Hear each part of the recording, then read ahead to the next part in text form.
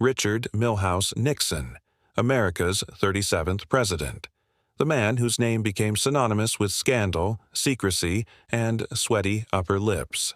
But how much of what we know about Nixon is actually true? Today, we're busting the top 5 myths about Tricky Dick himself. Myth number 1. Nixon was a hardcore conservative.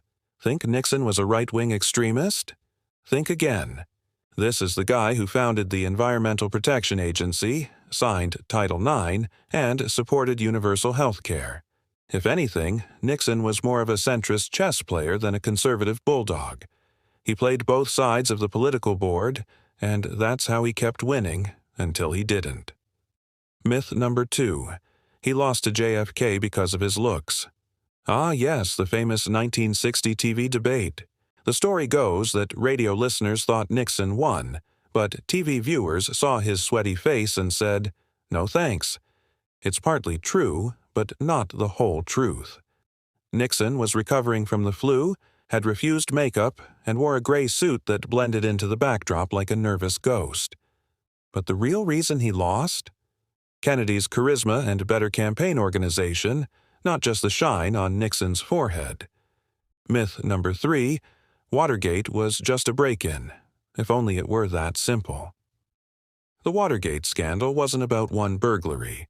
It was about a cover-up that spiraled out of control. Nixon didn't order the break-in, but he did everything he could to hide it. Tapes, hush money, obstruction, the full political soap opera. It wasn't the crime, folks. It was the cover-up. Myth number 4. Nixon wasn't popular. You might be surprised. Nixon won re-election in 1972 by one of the largest margins in U.S. history, 49 out of 50 states. For a while, he was the guy. His approval plummeted only after Watergate cracked open.